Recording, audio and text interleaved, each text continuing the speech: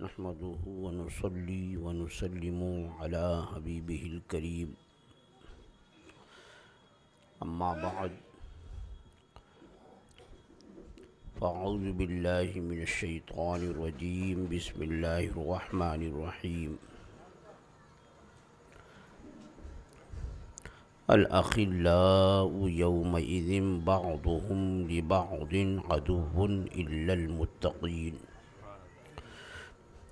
صدق الله مولانا العظيم وبلغنا رسوله النبي الأمين الكريم ونحن على ذلك لمن الشاهدين والشاكرين والحمد لله رب العالمين۔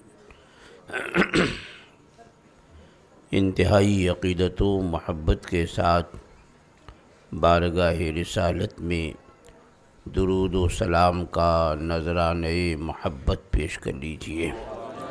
اللہم صلی علی سیدنا و مولانا محمد معدن الجود والکرم وعلی آلہ و اصحابہ وبارک وسلم صلاۃ و سلاما علیک یا سیدی یا رسول اللہ صلی اللہ تعالی علیہ وسلم۔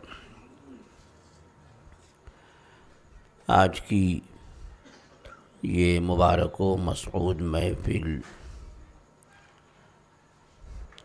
حضور تاج الشریعہ فخر اظہر جانشین سیدی آقائی مرشدی سرکار مفتی اعظم عالم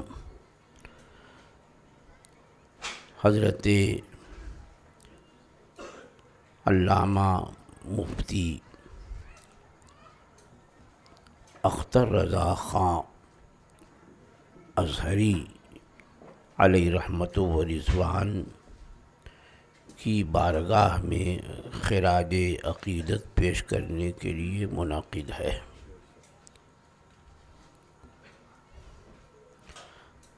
ہم اور آپ بڑے خوش نصیب ہیں کہ ہم نے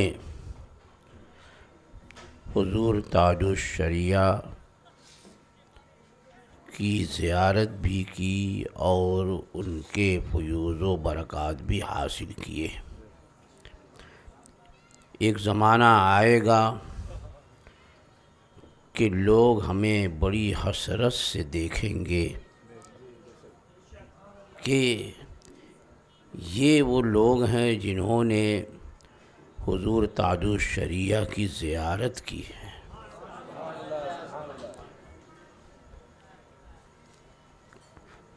آپ حضرات ضرور میرے اس جملے کو اس وقت یاد کریں گے۔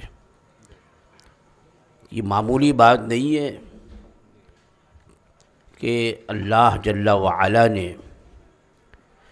حضور تاج الشریعہ کی زیارت بھی عطا فرمائی اور صحبت بھی عطا فرمائی۔ حضور تاج الشریعہ جیسی شخصیتیں صدیوں میں پیدا ہوتی ہیں۔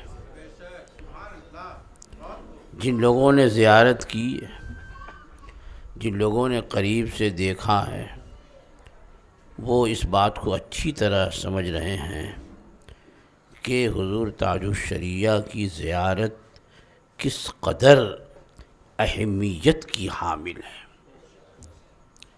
کیونکہ شخصیتیں تو بہت ساری ہیں، علماء بہت سارے ہیں، لیکن بہت سارے علماء فقہاء اور مفتیان کرام میں اللہ جل وعلا اپنے کسی ایک بندے کو خاص فرما لیتا ہے۔ ایک زمانہ تھا کہ اعلیٰ حضرت فاضل بریلوی قدس سرہ العزیز کو اللہ جل وعلا نے اس دور کے علماء میں خاص فرمایا کہ بڑے بڑے علماء بارگاہ اعلیٰ حضرت کی طرف مشکل مسائل میں رجوع کرتے رہے۔ عالم جلدی کسی کو تسلیم نہیں کرتا، لیکن اس دور کے اکابر علماء اعلیٰ حضرت فاضل بریلوی قدس سرہ العزیز کی طرف رجوع فرماتے، اور مجھے اس کا اندازہ اس وقت ہوا کہ جب میں مبارک پور میں تخصص فی الفقہ کر رہا تھا، اور میری یہ دلچسپی تھی کہ اعلیٰ حضرت فاضل بریلوی قدس سرہ العزیز کی فقہی خدمات پر کچھ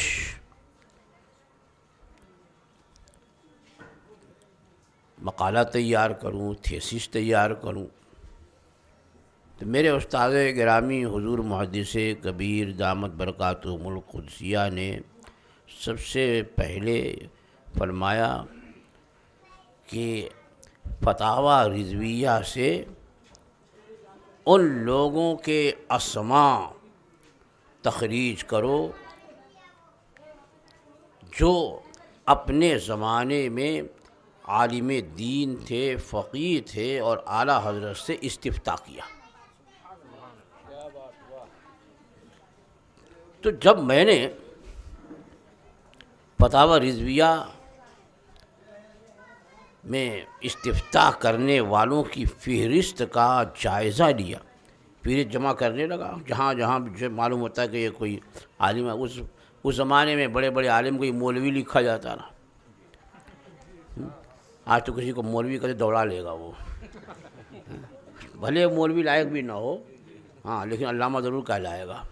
اور اس زمانے میں کہیں کسی کے آگے علامہ ہی نہیں لگتا تھا، مولوی احمد رضا، مولوی امجد علی، پرانی کتابیں دیکھیے۔ تو میں نے فہرست تیار کی تو سینکڑوں نام میرے سامنے ایسے آئے جو اس زمانے میں کے عالم، اور انہوں نے اعلیٰ حضرت سے استفتاء کیا، یہاں تک کہ مارر مطہرہ کے سچے جانشین حضرت سرکار نوری میاں علی رحمت و رضوان نے بھی اعلیٰ حضرت سے استفتاء کیا۔ حضور صدر الشریعہ، صدر الافاضل، محدث اعظم ہند، ملک العلماء، ان بڑے بڑے اکابر علماء کے استاد حضرت علامہ وسیع احمد صاحب محدث صورتی، جن کے حاشیے حدیث کی کتابوں میں پر ہیں، آپ سن رہے ہیں توحید نیٹ ورک کی اسلامک آواز، Tauheed network international Islamic YouTube channel, کہ حضرت محدث صورتی جن کے حدیث سے متعلق جن کی بڑی شہرت تھی، غیر منقسم ہندوستان سے صرف علماء درس حدیث کے لیے پیلی بھیت شریف آتے تھے اور ان سے درس حدیث رسائل ستہ کا درس لیتے تھے۔ اتنا ان کو شہرہ حاصل تھا درس حدیث میں، اور وہ اعلیٰ حضرت سے حدیث کے بارے میں سوال کر رہے ہیں۔ اندازہ لگائیے، یہ مبالغہ نہیں ہے۔ فتاوی رضویہ کی تیسری جلد باب صفت الصلاۃ جو ہے، اس میں ان کا وہ استفتاء موجود ہے، حدیث کے بارے میں سوال کیا۔ تو میں نے کیا عرض کیا تھا کہ اللہ جل وعلا بے شمار علماء میں سے کسی ایک کا انتخاب فرما لیتا ہے۔ تو ایک دور تھا کہ اللہ جل وعلا نے اعلیٰ حضرت کا انتخاب فرمایا، بڑے بڑے علماء ان کی بارگاہ میں رجوع کریں۔ پھر ایک زمانہ آیا کہ ان کے شہزادے سرکار مفتی اعظم عالم کا انتخاب ہوا، تو اس وقت دنیا کے علماء ان کی طرف رجوع فرماتے ہیں، ان کی طرف رجوع کرتے ہیں۔ اور بڑے بڑے اکابر علماء میں نے دیکھا کہ سرکار مفتی اعظم علیہ رحمت و رضوان تشریف فرما ہوتے اور بڑے بڑے علماء اس دور کے جیسے شمس العلماء صاحب قانون شریعت اس پائے کے علماء بیٹھے ہوتے تو سب باادب ہوتے. حضور حافظ ملت ہوئے، حضور شمس العلماء ہوئے، حضور مجاہد ملت ہوئے، سب بات. اور مشکل مسائل میں یہ لوگ سرکار مفتی اعظم علیہ رحمت و رضوان کی طرف رجوع فرماتے تھے،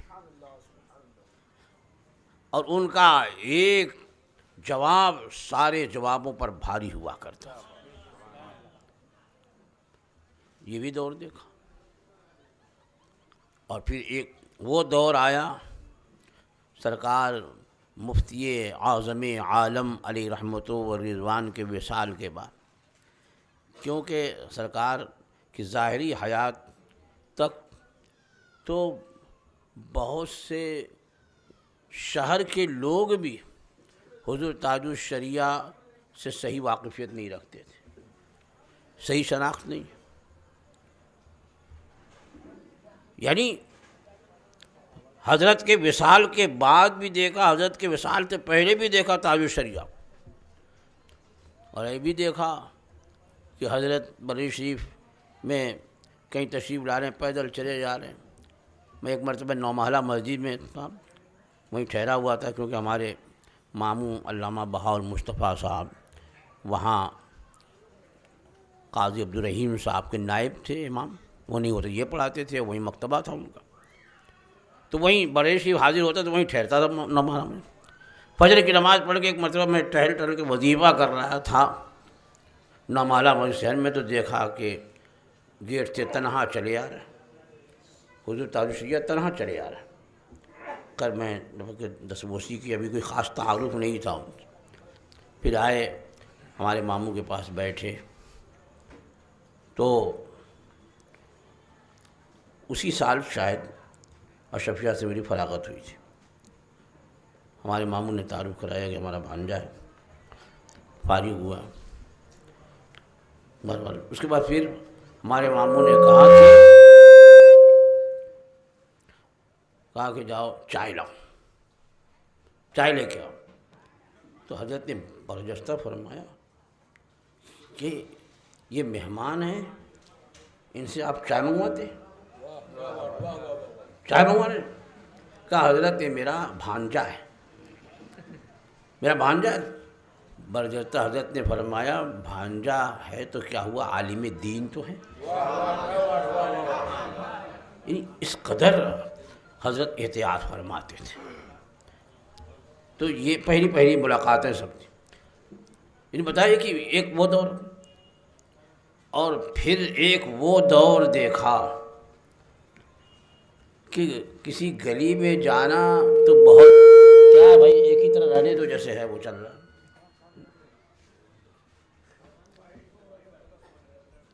کسی گلی سے گزرنا تو بہت دور کی بات ہے، اپنی گلی میں نکلنا بھی مشکل ہو گیا تھا. گھر سے اپنی گلی میں نکلنا، یہ نہیں کہ صرف عرس کے دنوں میں. عرس کے دنوں میں تو خیر اس گلی میں ہم لوگ کا بھی گھسنا مشکل ہو جاتا تھا. سال میں اور دنوں میں بھی کبھی اگر اتفاق ہوا جانے کا تو اس گلی میں بھیڑ لگی ہوئی ہے. کیا حضرت آنے والے گلی میں؟ نہیں، صرف یہ کہ حضرت اپنے مہمان خانے میں آ کر کے بس تشریف رکھیں، اس انتظار میں لوگ گھنٹوں گلی میں کھڑے رہتے. کبھی ایسا بھی ہوتا کہ صرف کھڑکی سے زیارت ہو جاتی، ملاقات کا موقع نہیں ملتا، تب بھی لوگ کھڑے رہتے تھے. نعرے تکبیر، نعرے رسالت، شان حضور تاج الشریعہ، شان حضور تاج الشریعہ، حضرت اللہ محمود اختر صاحب قبلہ، نعرے تکبیر، نعرے رسالت. اللہ جل وعلا نے ایسی مقبولیت اور ایسا عروج عطا فرمایا، اور دیکھتے دیکھتے، اس لیے کہ کچھ لوگوں نے یہ سوچ رکھا تھا کہ سرکار مفتی اعظم عالم کے وصال کے بعد بریلی شریف کا دروازہ بند، اب ختم۔ اب جو لوگ یہاں رجوع کرتے تھے وہ ہماری خانقاہوں کی طرف رجوع کریں گے، یہ کہا جانے لگا۔ لیکن رب قدیر بڑا قادر مطلق ہے، وہ کب کسے نواز دے کون سوچ سکتا ہے، پل بھر میں نواز دے کون سمجھ سکتا ہے۔ تو دیکھا واقعی یہ نوازش، اور ایسی نوازش کہ میں خود بارہا حضور تاج الشریعہ اسٹیج پر جلوہ فرما ہوتے ان کی موجودگی میں میں نے یہ جملہ بار بار کہا، اور کبھی حضرت نے اس پر انکار نہیں فرمایا۔ میں نے کہا کہ یہ وہ ہیں کہ اعلیٰ حضرت اور مفتی اعظم عالم دونوں کا فیضان ان سے جاری ہے، اعلیٰ حضرت کا بھی فیضان ان سے جاری ہے، سرکار مفتی اعظم ان کا بھی فیضان ان سے جاری۔ 12 میں نے کہا، اور واقعی یہ بات تھی، ایسی نوازش ہوئی کہ ہر اعتبار سے علماء، خواص، مدرسین، مفتیان کرام، جو عمر میں ان سے زیادہ ہیں وہ بھی، جو ان سے سینئر ہیں وہ بھی، سب زانو ادب طے کرتے۔ کیوں ایسا تھا؟ یہ من جانب اللہ مقبولیت ملتی ہے، کہ حدیث پاک میں ہے کہ اللہ جل وعلا جب کسی اپنے بندے کو اپنا محبوب بناتا ہے،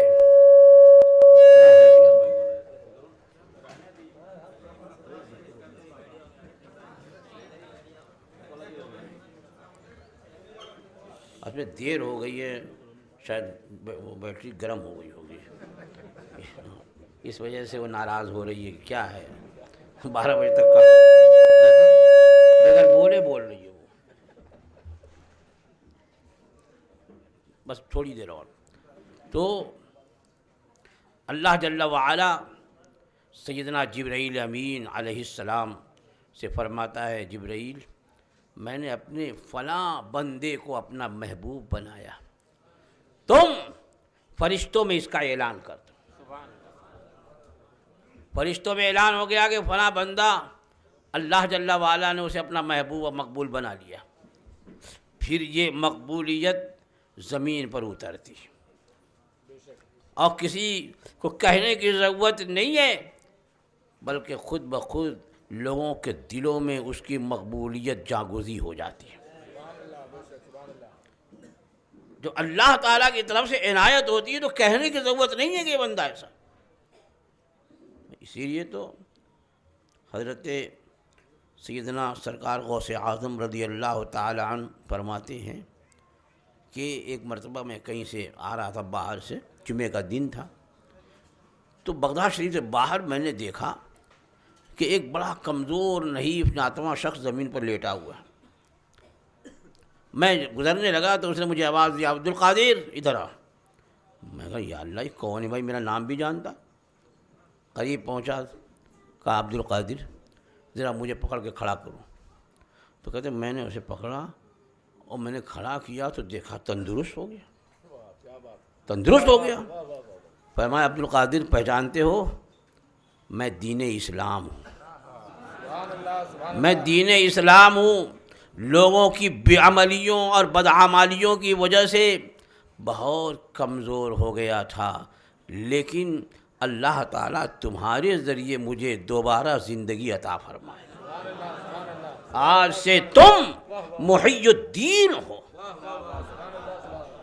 یہ محی الدین غیب سے دیا ہوا نام ہے۔ محی کا معنی زندہ کرنے والا، زندگی دینے والا، محی الدین دین کو زندہ کرنے والا۔ تو یہ سرکار غوث پاک کا لقب ہے، محی الدین۔ فرماتے اس کے بعد میں آگے بڑھا، جامع مسجد پہنچا تو دیکھا ایک شخص دوڑا ہوا آیا، کہا السلام علیکم یا محی الدین۔ اب جو مل رہا ہے سب اے محی الدین سلام سلام۔ تو میں نے کہا یا اللہ، وہاں تو کوئی نہیں تھا، میں تنہا تھا، اور اب تک میں نے کسی سے اس واقعے کا ذکر نہیں کیا، لیکن ہر شخص کی زبان پر محی الدین جاری ہے۔ یہ من جانب اللہ لقب ملا ہے، لوگوں کے سینوں میں ودیعت کر دیا گیا، تو یہ مقبولیت ہوتی۔ تو ہم نے دیکھا حضور تاج، وہ زمانہ بھی دیکھا کہ آپ گلی سے گزر رہے ہیں، شاید کوئی سلام کر لیتا ہوگا۔ اور یہ مطلب یہ تو بھی دیکھا کہ مطلب مسجد میں حضرت نماز پڑھانے کے بعد نکلے تو اب کوئی پہچان والا تھا، اس نے پوچھا، آپ نے پوچھ لیا چلتے چلتے کہ آپ کب جا رہے ہیں، تو کہا کہ فلاں ٹرین سے۔ حضرت کی یادداشت پہ بہت تیز تھی، بعد میں شوگر وغیرہ وجہ سے بہت بڑی قوی یادداشت تھی کہ کبھی جو ہے وہ کسی کے ٹیلی فون نمبر کی ڈائری نہیں رکھتے تھے، لکھتے نہیں تھے، لیکن سب کے ٹیلی فون نمبر زبانی یاد تھے، ہاں سن لیا یاد تھے، ویسے ہی بنا، ہاں فلاں نمبر، ہاں یہ اس کا نمبر سب کے۔ تو ان لوگوں نے کہا کہ حضور فلاں کہیں اس ٹرین کا ٹائم تو یہ ہے، اس وقت جائے گی۔ تو اب دوسرے نے کہا کہ حضور وہ فلاں ٹرین، اب ایک نے پوچھا تو دو نے پوچھا تو تین نے پوچھا، سب ٹرین کا ٹائم ہی پوچھنے لگا۔ تب جب بہت زیادہ جھجلا کے فرمایا کیا میں ریلوے اسٹیشن کا ماسٹر ہوں؟ پھر آگے بڑھ، ان لوگوں کی عادت ہے عوام کی، تو یہ جو لائن لگ جاتی ہے نا، پھر آپ نے دیکھا ہی ہوگا، ہمارے مولانا آفتاب صاحب بہت مقبول ہیں، اب اگر ایک آدمی ان کی دستبوسی کر لے گا دوسرا بھی کرے گا، اور اگر ایک آدمی ایسے ہاتھ ملا کے ہٹ جائے گا تو دوسرا اس سے دور سے ملا کر ہٹ جائے گا، یہ نقل والی عادت ہے سب، ہاں بڑھیا دسان۔ تو وہی یہی حال، وہ وقت بھی دیکھا، اور وہ وقت بھی دیکھا قسم خدا کی کہ ایک جھلک دیکھنے کو ہزاروں آدمی ترسا کرتے تھے، ہزاروں ترستے تھے۔ بھیونڈی میں ایک مرتبہ تشریف لے گئے، اب گاڑی کا دروازہ بند ہوگا، پھر بھیڑ لگی، کیسے بند کیا، اب بند کیا تو گاڑی کو چومنے کے لیے اور اس سے قریب آنے کے لیے ایسا کیا کہ جب میں شانتا کوئی پہنچا تو گاڑی کا ایک حصہ بیٹھا ہوا تھا۔ عبداللطیف بھائی کا دیکھو یہ ہوا حال گاڑی کا، یعنی باہر کی گاڑی ہے مضبوط ہوتی ہے لیکن لوگوں کا ہجوم کہ اس کا حصہ ہی چپٹا ہو گیا اوپر سے۔ رانی بنور تشریف لے گئے کرناٹک میں، بہت بڑا مجمع، یہ کم از کم یہ 20 سال یا 15 سال پہلے کی بات ہوگی، تشریف لے گئے تو حضرت، تو اب اتنا مجمع ہو گیا گاڑی کے قریب کہ گاڑی کا دروازہ ہی نہیں کھل رہا۔ اب دروازہ کھولنے کے چکر میں بہت سارے لوگوں نے گاڑی ہی اوپر اٹھا لی، وہ تو پولیس آئی، اس نے لاٹھی چارج کیا، تب ہٹے تو حضرت اسٹیج پہ آئے۔ پھر اسٹیج پہ اتنے علماء چڑھ گئے کہ ایک طرف کا اسٹیج ہی جو ہے ٹوٹ گیا۔ تو اس کے دوسرے دن جو ہے ہبلی میں پروگرام تھا، تو حضرت نے خاص طور سے مجھے بھی یاد کیا، میں بھی بھاگا ہوا گیا یہاں سے بمبئی سے ہبلی، کہ مفتی محمود اختر تقریر کراؤ، تو میں پہنچا، بہرحال اسٹیج وغیرہ تقریر، تو بڑا انتظام تھا وہاں، کیونکہ وہاں کا ایم ایل اے جو تھا وہ سنی تھا اور حضرت کا معتقد، تو اس نے پوری ملٹری لگوا دی تھی پورے اسٹیج کی چاری طرف، اور جس کے پاس وہی چڑھے گا، کوئی اسٹیج سے قریب نہیں آئے گا، مجمع بے تحاشا۔ جب میں تقریر کرا تو حضرت آ گئے، اور حضرت جب اسٹیج پہ تشریف لاتے تھے تو کوئی کیسا ہی مقرر اور کوئی سنتا نہیں تھا، سب دیکھے جاتے تھے، سب دیکھنے میں۔ کئی مرتبہ ایسا ہوا کہ حضرت کے ساتھ میں ہوں، اور جب حضرت کے قریب بھیڑ آئی تو دھکا دے کر کے مجھے دور کر دیا۔ جب بہت دور پہنچ گیا تو حضرت نے دیکھا کہ بھائی مفتی صاحب کہاں گئے، پیچھے تھے، تب لوگوں نے بلایا کہ یہی ہوں گے مفتی صاحب کی، یہ حضرت یاد کر رہے ہیں، یہ حال ہوتا تھا۔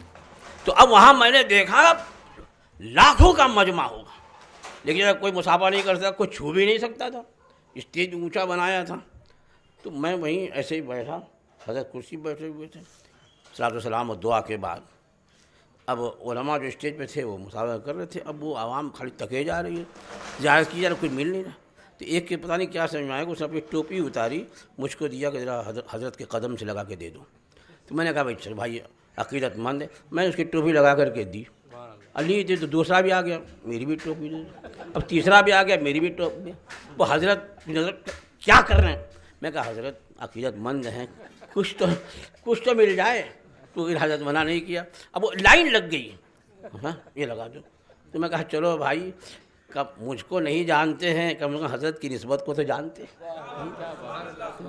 تو واقعی میں حضور تاج الشریعہ کی جیسی شخصیت میں نے نہیں دیکھی، قسم خدا۔ یعنی جو جانے وہ تو ہے ہی متاثر، جو نہیں جانتا تھا وہ بھی متاثر ہوتا تھا۔ بھئی ایئرپورٹ پہ جو لوگ اجنبی لوگ ہیں غیر مسلم، وہ کیا جانیں گے یہ کون، لیکن جو حضرت ایئرپورٹ اترتے تھے تو میں نے کئی مرتبہ دیکھا یہ کہ سب کی نظریں ادھر ہی اٹھی رہتی تھی، سب ادھر۔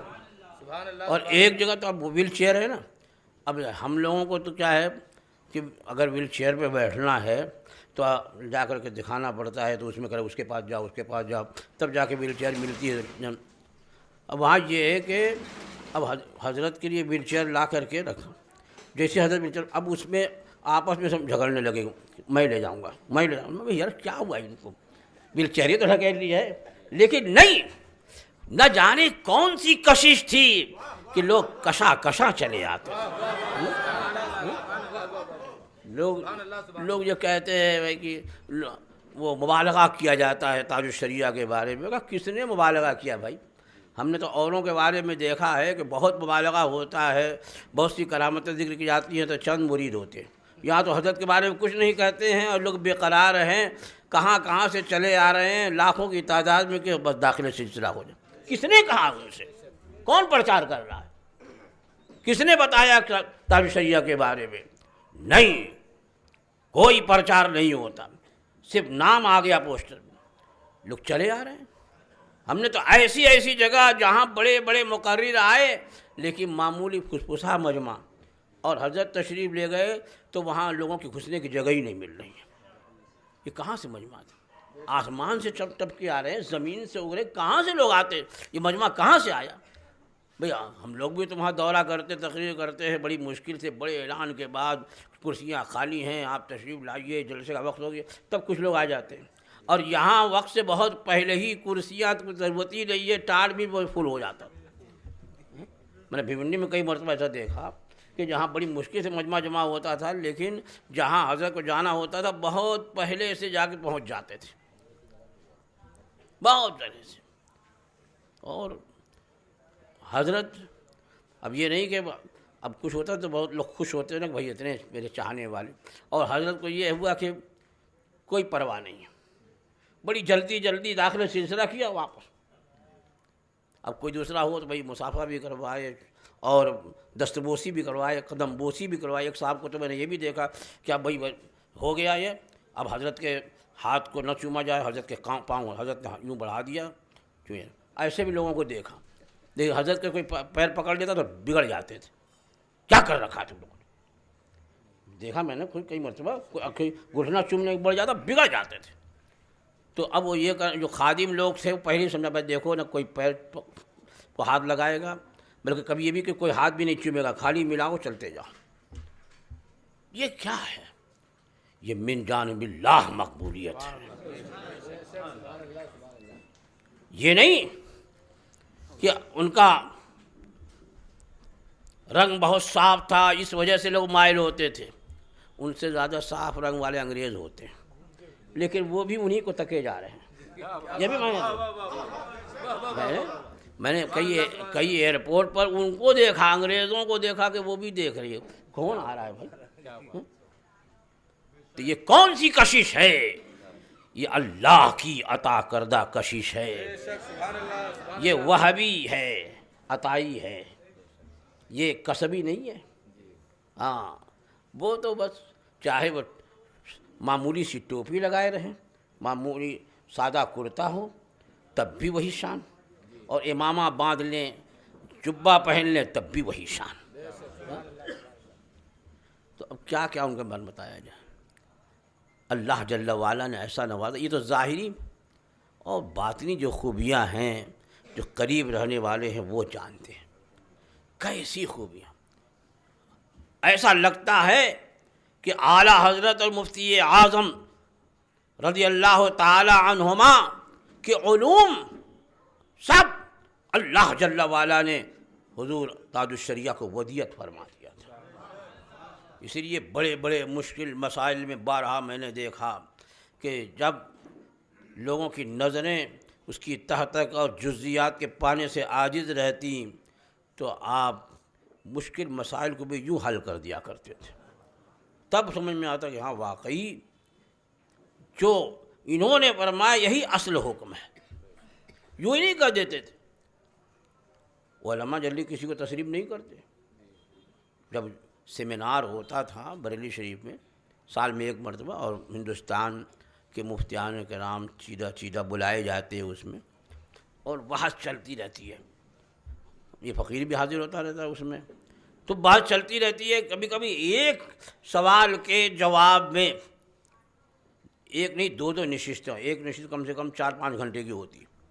اب بحث چل رہی ہے، کوئی ایک پہلو جو ہے وہ طے نہیں ہو پاتا ہے، اور آخر میں حضرت تشریف لاتے، بحث کا خلاصہ پیش کیا جاتا، اور حضرت جب جواب عطا فرماتے تو سب کے سمجھ میں آ جاتا. یہ تو بارہا دیکھا میں نے کہ حضرت اور حضور محدث کبیر ہوتے، وہ فرماتے حضرت یہ بحث ہوئی، یہ ہوا، فلاں کا یہ کہنا، فلاں کا یہ کہنا. اب برجسا فرماتے کہ یہ نہیں، یہ ہونا چاہیے.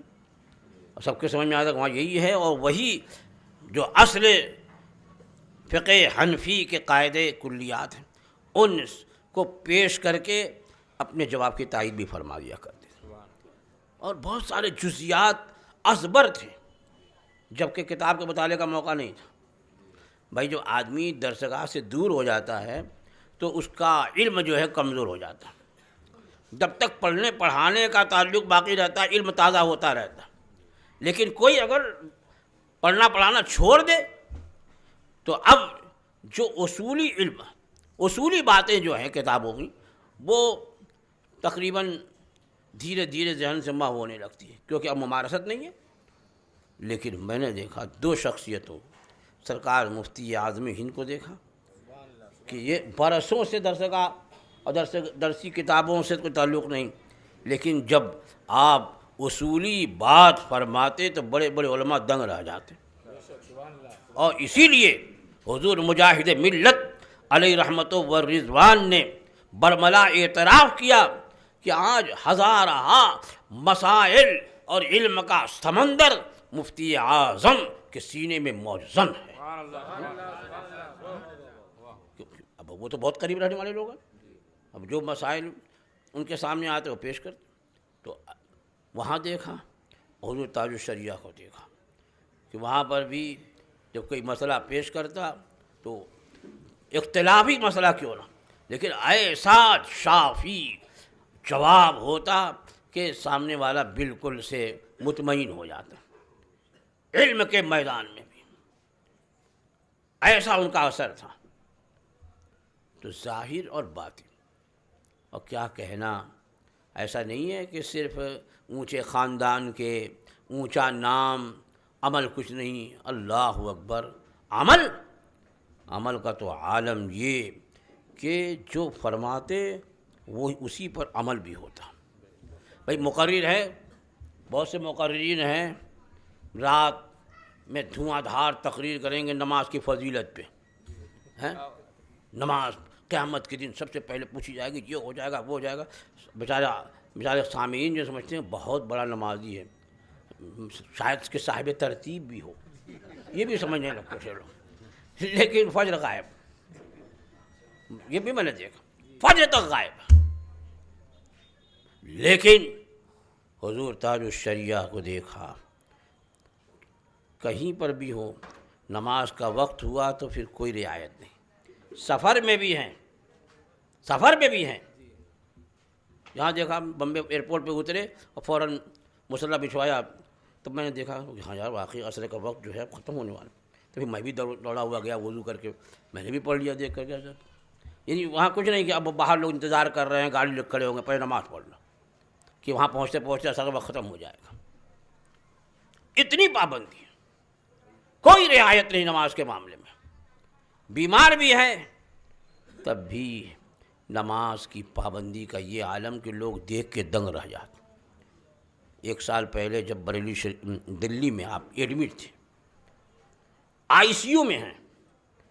اب ظاہر بات ہے آپ لوگ بھی آئی سی یو میں گئے ہوں گے. جب مریض بہت زیادہ اس کی کنڈیشن جو ہے وہ کمزور ہوتی ہے اعضاء جو ہے کام کرنا بند کر دیتے ہیں، تب ان کو آئی سی یو میں لے جاتے ہیں، اور آئی سی یو میں جائے تو پھر کیا ہے، یہاں لگا ہوا ہے، کچھ یہاں لگا ہوا ہے، کچھ ادھر لگا ہوا ہے، کچھ جو ہے وہ یہاں لگا ہوا ہے، کئی جگہ سب پائپ لگے رہتے تھے۔ تو حضرت کو ڈاکٹر نے کہا کہ آپ کے یہ رپورٹ بتا رہی ہے کہ آپ حرکت بھی نہ کریں، ورنہ کچھ بھی ہو سکتا ہے، اپنی جگہ سے حرکت بھی نہیں کریں، ہلیں بھی نہیں، پانی بھی پینا ہو تو لیٹے لیٹے دوسرے پلائیں گے، اتنی سخت تاکید۔ لیکن جب نماز کا وقت ہوا، فرمایا نماز وقت ہو گیا، لا وضو کراؤ۔ ارے وضو کرنے میں حرکت ہوگی، پانی لگے گا، لیکن نہیں، لا وضو کراؤ۔ ایک مرتبہ کہا، دو مرتبہ، حضرت ایسے موقع پہ جلال فرماتے تھے، کئی مرتبہ کہا کہ کیا بات ہے، لا وضو کراؤ۔ اب کون روکنے والا؟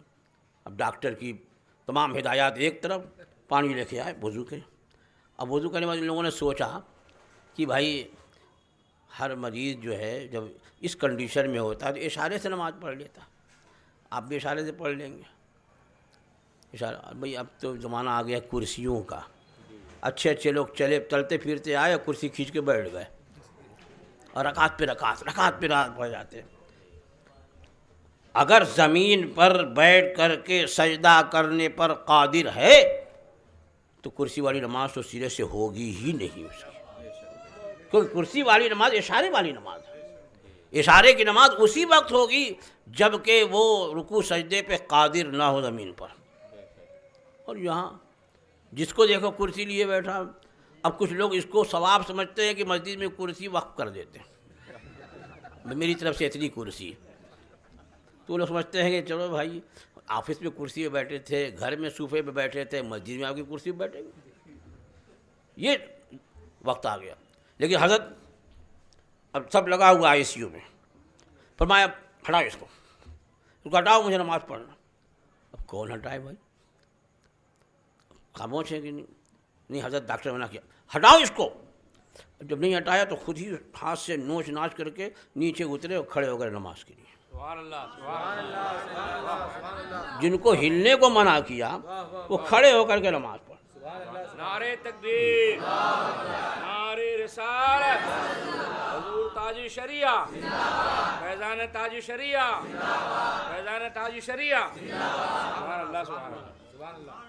اب اس وقت جو چند لوگ خدمت میں تھے اس میں سے ایک یونس بھائی قریشی بھی تھے، وہ بتا رہے ہیں کہ جب حضرت نماز پڑھنے لگے تو ایک امریکہ کا پیشنٹ اسی آئی سی یو میں تھا اس ہاسپٹل، اور ڈاکٹر نے اس کے لیے بالکل جواب دے دیا کہ دونوں کڈنی فیل ہو چکی ہے، بس جب تک ڈائلیسس ہو رہا ہے، جب تک یہ آئی سی یو میں ٹھیک ہے، اور ورنہ پھر گھر لے جاؤ، کوئی فائدہ نہیں۔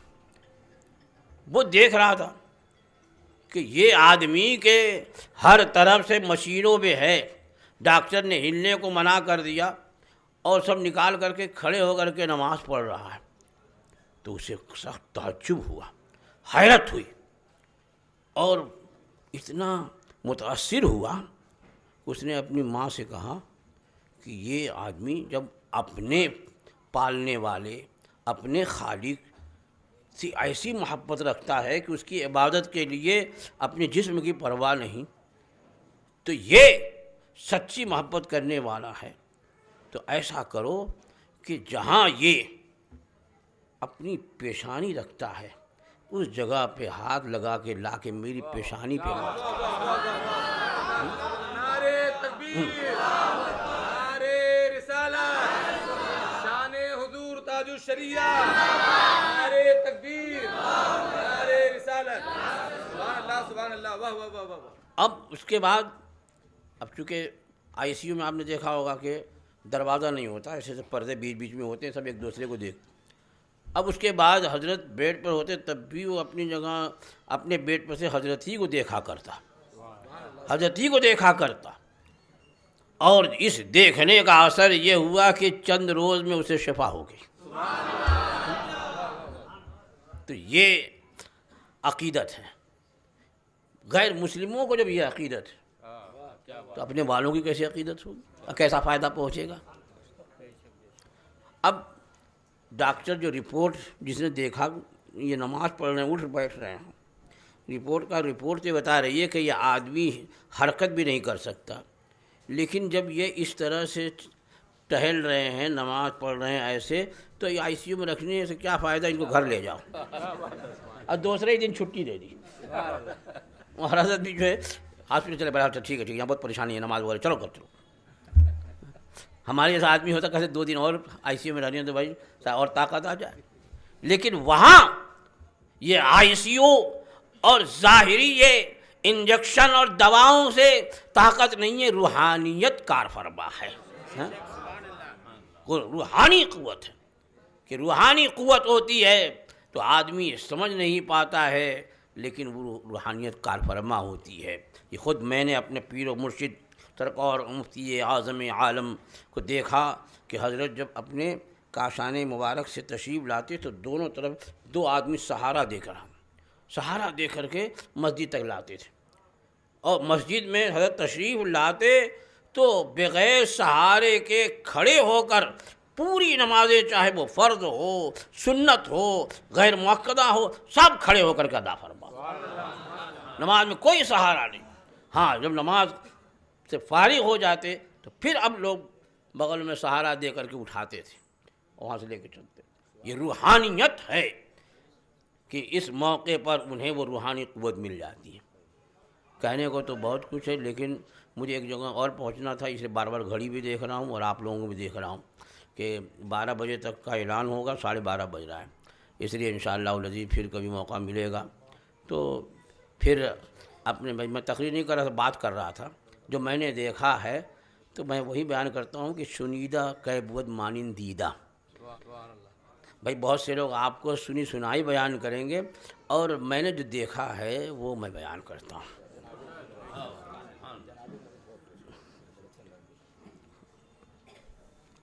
اب یہ کہہ رہے ہیں کہ جنازے کا منظر پیش کر دوں۔ بھائی حضرت کا جنازہ آپ لوگوں نے تو خوب پڑھا سنا ہوگا کہ آج تک صحیح تعداد کا اندازہ نہیں ہو سکا، کتنے آئے تھے۔ کیوں؟ اس لیے کہ کسی ایک میدان میں ایک جگہ ہو تو اندازہ ہوگا کہ بھائی چلو یہاں پر 20 لاکھ ہوں گے کہ 15 لاکھ اتنے بڑے میدان میں جمع ہوتے ہیں۔ وہاں تو جس میدان کو مخصوص کیا گیا تھا نماز جنازہ کے لیے، تو جنازہ پہنچنے سے کئی گھنٹے پہلے پورا میدان فل تھا۔ ایسا نہیں کہ لوگ صفیں لگا کے بیٹھے ہوئے تھے کہ سجدہ کرنا ہے، وہاں تو بالکل سٹے سٹے کھڑے تھے سب، یا کچھ بیٹھے ہوئے تھے۔ ہم لوگوں کو اب جب میں سوچا کہ چلو ابھی تو بہت ٹائم ہے، 10:30 کا اعلان ہے اور ابھی 9 بجنے کے قریب ہیں، تو چلے دھیرے دھیرے۔ اب جب میں وہاں سے فاتحہ پڑھ کر کے نکلا اور جب قریب پہنچا تو کسی طرف سے جانے کا راستہ ہی نہیں، انسانوں کا سیلاب، اس گلی میں گیا تو واپس اس گلی میں گیا، کیسے تو وہ تو کچھ لوگوں نے دیکھ لیا تو وہ چین بنا کر کرے حضرت وہ قاضی بمبئی کچھ اٹھ پٹانگ کچھ بھی جو کہنا تھا کہو کر کے، تو اندر لے کے گئے۔ تو اندر میدان میں ایک جگہ شامیانہ لگا ہوا تھا، اس میں علماء مشائخ بیٹھے ہوئے تھے، اس میں غیاث ملت بھی تھے اور منانی میاں بھی تھے، بہت سارے لوگ تھے۔ تو وہاں پہنچا دیا، تو وہاں جا کر کے بیٹھا کہ یہیں جنازہ آئے گا، یہ تھا کہ یہیں جنازہ رکھا جائے گا، اور علماء۔ اب وہ جنازہ، اب جو روڈ ہے چوڑا روڈ، وہ میدان کے قبلے کی طرف، جیسے یہ سمجھ لیجیے یہ قبلہ ہے، یہ مان لیے مسجد ہے اور یہ قبلہ، اور وہ پورا روڈ جو ہے وہ ایسا پیک تھا کئی کلومیٹر تک دور تک۔ اب اگر اندر جنازہ لا کے پڑھا جاتا تو روڈ والے جو قبلے کی طرف تھے ان کی تو نماز ہی نہیں ہوتی، لہٰذا وہیں جنازہ رکھ دیا گیا پولیس چوکی کے پاس۔ اب پولیس چوکی کے پاس رکھا تو وہ ہجوم، اب اس میں بھی کرامتوں کا بھی ظہور ہو رہا کہ ایک موقع ایسا ہوا کہ اب وہ یو پی میں جانتے ہیں کہ کس قدر وہاں کے میونسپل میں بد انتظامی ہے۔ اب کہیں پول کا کوئی تار کھلا ہوا تھا، کوئی اس سے قریب ہوا، اسی لگ گیا، ٹچ ہوا۔ تو اب دیکھیے یو پی میں جو بجلی ہے، پاور ہے، تو وہ کشش والی، یعنی وہ کھینچتی ہے. یہاں آپ کو اگر پاور لگے گا جھٹکا دے گا آپ گر جائیں گے، دور چلے جائیں گے. اور وہاں یہ ہے کہ وہ کھینچ لیتا ہے، چپکا لے گا، اور جب خون بالکل آپ کا خشک ہو جائے گا، جل جائے گا، اس کو چھوڑ دے گا. اس وقت تک آدمی نہیں چھوٹتا. یا تو پھر لکڑی وغیرہ اگر کوئی دیکھ لیا تو لگایا تو چھوٹنے، ورنہ جو چھڑانے جائے گا وہ بھی اس میں چپکتا جائے گا. اب وہاں کتنا بڑا مجمع، اب ایک دوسرے لگے جا رہے ہیں. لیکن جیسے ہی لگا ویسے ہی بجلی چلی گئی، ویسی بجلی چلی گئی. جو لوگ گئے انہیں معلوم ہوا کہ لاؤڈ اسپیکر بند ہو گیا تھا، اچانک بجلی گئی تھی، بجلی چلی گئی.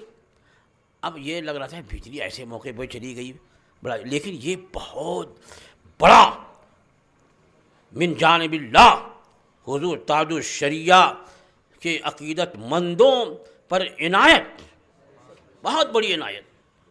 کہ کیا ہوا کہ اس کے بعد جو ہجوم، اب ظاہر بات ہے جب بھیڑ ہوتی ہے تو ایک ادھر سے ادھر، ادھر سے ادھر، اس طرح سے دھکی بکی ہوتی ہے کہ پتہ ہی نہیں چلتا کہاں سے دھکا ہے. سب سمجھتے میرے آگے والا.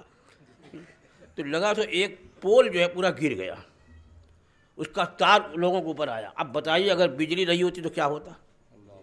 کتنے ہزار آدمی اس بجلی کی وجہ سے نقصان اٹھاتے، ہلاک ہوتے، زخمی ہوتے. لیکن اس کے گرنے سے پہلے پوری بجلی ہی شہر کی چلی گئی. ایسا مجمع. اور جب اب میں تو فارغ ہوا نماز سے، میں نے کہا بھائی یہاں سے نکلو، بڑی گرمی. اور ایک تو یو پی کی گرمی، بارش ہو گئی تھی، بارش کے بعد دھوپ، حالت خراب. لیکن اللہ کا فضل، تاج الشریعہ کی کھلی کرامت کہ اتنا زبردست مجمع، اتنا زبردست مجمع کہ اب بھی کوئی کہتے ہیں کہ 50 لاکھ تھے، کہ 60 لاکھ تھے، کہ 1 کروڑ تھے، کہ 1.25 کروڑ تھے، کہ 1.5 کروڑ تھے. جو بھی ہو، بہرحال اتنا بڑا مجمع، وہ بھی اچانک آ جائے، وہ بھی گرمی کا موسم، پتلی پتلی گلیوں میں لوگ جو ہیں گھسے ہوئے بالکل. لیکن کوئی بڑا حادثہ سننے میں نہیں آیا. آپ ذرا ہندوستان کی تاریخ کا جائزہ لو، یہاں بھی میلے لگتے ہیں، میلے رہتے ہیں، بہت میلہ ہوتا ہے، مہینوں سے تیاری ہوتی ہے. لیکن روز جو ہیں وہاں سے لاشیں نکلتی ہیں، روز جا رہے ہیں، آج 20 مرے، آج 30 مرے، اتنے ڈوبے، اتنے خسکے، سب ہیں. لیکن وہاں اچانک مجمع ہو جائے. لیکن نہ گرمی سے کوئی بہت ہوا تو لوگ گرمی سے بے حال ہو کر کے کچھ بے ہوش ہوئے، لیکن وہ بھی تھوڑی دیر کے بعد بہوش ہو. خود میری کیفیت ایسی تھی کہ جب وہ وہاں سے نکلنے لگا تو اتنی بھیڑ، تو کچھ لوگوں نے دیکھا تو وہ نہیں بھی پہچانتے رہے. لیکن جب دیکھتے کہ کچھ لوگ لگے ہوئے تو لگ جاؤ بھائی، شاید کہ انہی کے ذریعے کچھ مل جائے گا، یہی سوچتے ہوں گے. لگا کے باہر نکال، بڑا مجمع. کئی ہوتے ایک مرتبہ تو میں گرتے گرتے بچا، پھر لوگ سنبھالے ہوئے ہیں پھر بھی گر رہے. کہاں سے مجمع آیا، کہاں سے لوگ آ گئے. جا کے ایک جگہ بیٹھ گیا میدان میں. بہت دیر پھر کچھ لوگ آئے، وہ نے اپنی گاڑی میں بیٹھا دیا، وہ اے سی چالو کرا کے تو جان میں جان آئی. تو میں نے کہا کہ اللہ، حضور تاج الشریعہ کی مقبولیت کہ ان کے جنازے کی نماز میں شرکت کے لیے نہ جانے کہاں کہاں سے اللہ کے بندے چلے آ رہے ہیں، چلے آ رہے ہیں. کوئی کار سے آ رہا ہے، کوئی ٹرین سے آ رہا ہے، اور کوئی ہوائی جہاز سے آ رہا ہے، چلے آ رہے ہیں. کیا ہے یہ؟ اللہ کی طرف سے مقبولیت لوگوں کے دلوں میں ڈال دی جاتی ہے. اسی لیے کہا گیا کہ جب کسی اللہ والے کا جنازہ ہوتا ہے تو اس میں رجال الغیب بھی آتے ہیں. جب دیکھنے والا مجمع اتنا ہے تو رجال الغیب کا مجمع کتنا ہوگا. تو بہرحال یہ بھی ہماری سعادت ہے کہ اللہ تعالیٰ نے اس جنازے میں پہنچا دیا، ہمیں نماز پڑھنے کا موقع مل گیا. یہ ہماری سعادت ہے اور گناہوں کی بخشش کا ذریعہ ہے. بہرحال اب آپ لوگوں کو زحمت نہیں دوں گا، بہت تیزی سے لوگ جو ہے وہ نیاز کی طرف بھی دیکھ رہے ہیں. اور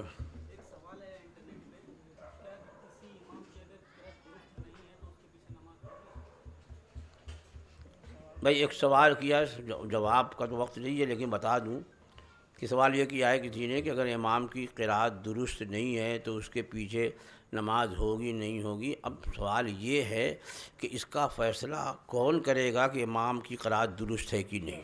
ہاں؟ کیا جاہل کریں گے، عوام کریں گے کہ قرات درست ہے کہ نہیں؟ اگر واقعی ما یجوز بہ الصلاۃ نہیں پڑھتا، مسئلہ تو یہی ہے، ما یجوز بہ الصلاۃ، اگر کوئی قرات نہ کرے تو نہ خود اس کی نماز ہوگی، نہ اس کے پیچھے دوسرے کسی مقتدی کی نماز ہوگی۔ لیکن یہ کہاں سے فیصلہ ہو کہ ما یجوز بہ الصلاۃ بھی پڑھتا ہے کہ نہیں پڑھتا؟ جس امام کے بارے میں اگر کوئی یہ کہے تو سب سے پہلے اس علاقے میں جو اچھا قاری ہو، اور وہ قاری جو واقعی مخلص ہو، ہاں، نہیں تو معلوم یہ ہوا کہ اس نے اس سے فائدہ اٹھایا کہ جگہ خالی ہو میں براجمان ہو جاؤں، تو یہ اچھا مخلص قاری ہو، یا چند قاری حضرات الگ الگ جگہ سے بلائے جائیں اور ان کے سامنے اس سے قرات کرائی جائے، مختلف جگہوں سے وہ سنیں اور ان سے بھی فیصلہ لیا جائے کہ واقعی یہ پڑھنے میں اگر کچھ غلطی ہے تو کس طرح کی غلطی ہے، کیا اس کے باوجود بھی نماز ہوتی ہے کہ نہیں ہوتی ہے؟ یہ ہر ایک فیصلہ نہیں کر سکتا۔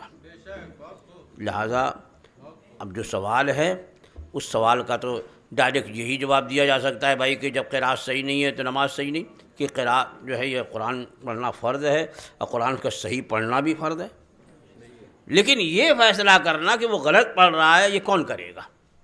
لہذا جس نے پوچھا ہے پہلے اس کی ذمہ داری ہے کہ اس امام کی قرات کے بارے میں جو صاحب قرات لوگ ہیں ان سے رابطہ کر کے اور ان کی قرات سنا کر کے، اب تو بہت سارے ذرائع ہو گئے ہیں، کوئی ضروری نہیں ہے کہ نماز میں بلایا جائے، اب تو موبائل آ گیا ہے، پوری قرات پوری تقریر ٹیپ ہوتی ہے، ٹیپ کر کے لے جائے، مختلف قاریوں سے سنائے، وہ خود ہی بتائیں گے کہ اس کا کون سا حرف صحیح ادا ہوتا ہے نہیں ہوتا ہے، کہاں جو ہے فساد معنی ہے اور کہاں فساد معنی نہیں ہے، کس سے مفسد صلاۃ، کون سی قرات جو ہے مفسد صلاۃ ہے، یہ سب پتہ چل جائے گا۔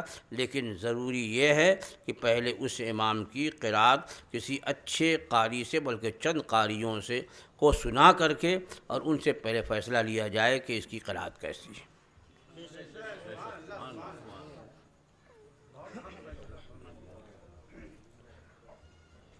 وآخر دعوانا ان الحمدللہ رب العالمین۔ سامعین حضرات، ابھی یہ جو نعتیہ کلام آپ سماعت کر رہے تھے یہ توحید نیٹ ورک کی جانب سے سنایا جا رہا تھا۔ آپ بھی اپنے شہر کے جلسے ریکارڈنگ کرانے کے لیے رابطہ قائم کریں۔ توحید نیٹ ورک، موبائل نمبر 9967825444